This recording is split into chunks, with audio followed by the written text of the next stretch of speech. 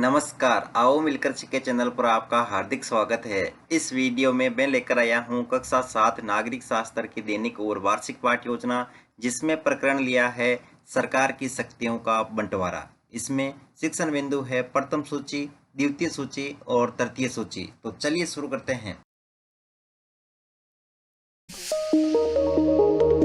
Present by आओ मिलकर सीखें।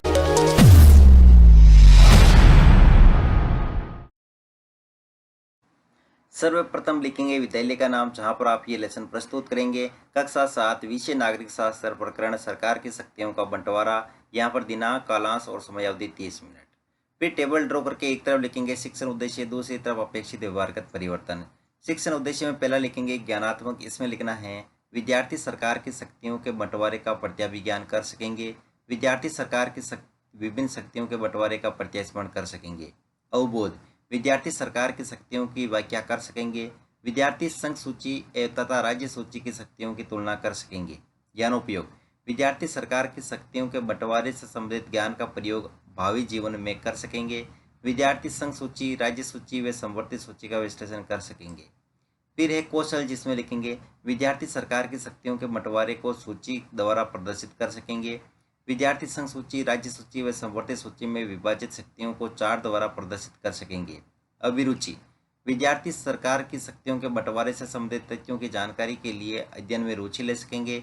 विद्यार्थी सरकार की शक्तियों के बंटवारे के संबंध में आपस में विचार विमर्श कर सकेंगे।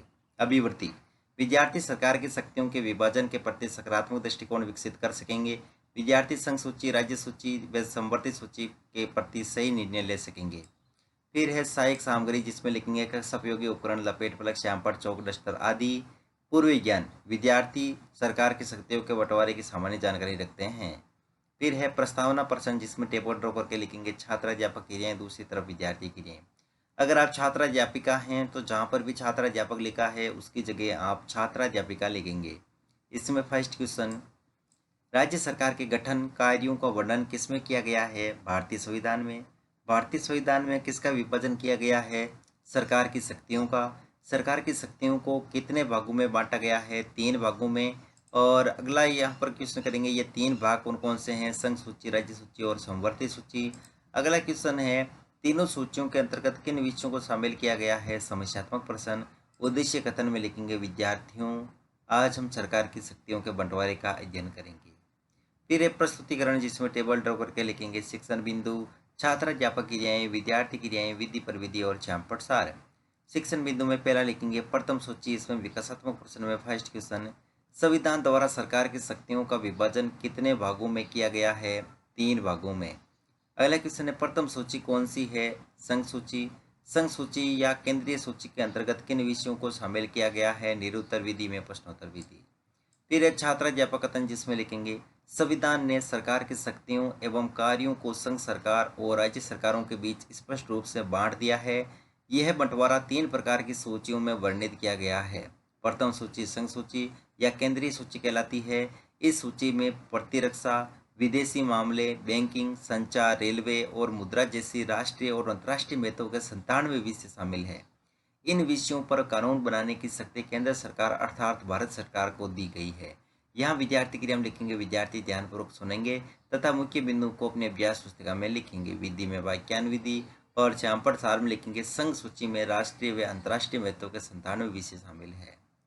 फिर है बोध प्रश्न, तो इसमें फर्स्ट क्वेश्चन, संविधान ने सरकार की शक्तियों को किनके बीच में बांटा है? संघ सरकार व राज्य सरकार। अगला क्वेश्चन है संघ सूची से संबंधित विषयों पर कानून बनाने की शक्ति किसे दी गई है? केंद्र सरकार को। यहाँ पर विधि में प्रश्नोत्तर विधि। अगला शिक्षण बिंदु है द्वितीय सूची, जिसमें विकासात्मक प्रश्न में फर्स्ट क्वेश्चन, किसी राज्य विशेष के स्तर का प्रशासन कार्य कौन करता है? राज्य सरकार। राज्य सरकार की शक्तियों के विभाजन की द्वितीय सूची कौन सी है? राज्य सूची। और अगला क्वेश्चन है राज्य सूची के अंतर्गत किन विषयों को शामिल किया गया है? निरुत्तर विधि में प्रश्नोत्तर विधि। फिर एक छात्र अध्यापक कथन, जिसमें लिखेंगे द्वितीय सूची राज्य सूची कहलाती है। इस सूची में पुलिस, स्थानीय व्यापार व वाणिज्य, कृषि और सिंचाई जैसे स्थानीय महत्व के 66 विषय शामिल हैं। इन विषयों पर कानून बनाने की शक्ति राज्यों की सरकारों को दी गई है। राज्य सरकार इनमें से अनेक कार्य स्थानीय निकायों की सहायता से करती है।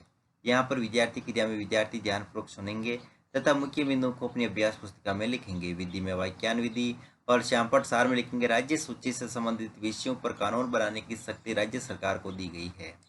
फिर है बोध प्रश्न, तो इसमें फर्स्ट क्वेश्चन, द्वितीय सूची क्या कहलाती है? राज्य सूची। राज्य सूची से संबंधित विषयों पर कानून बनाने की शक्ति किसको दी गई है? राज्य सरकार को। और यहाँ पर विधि में प्रश्नोत्तर विधि।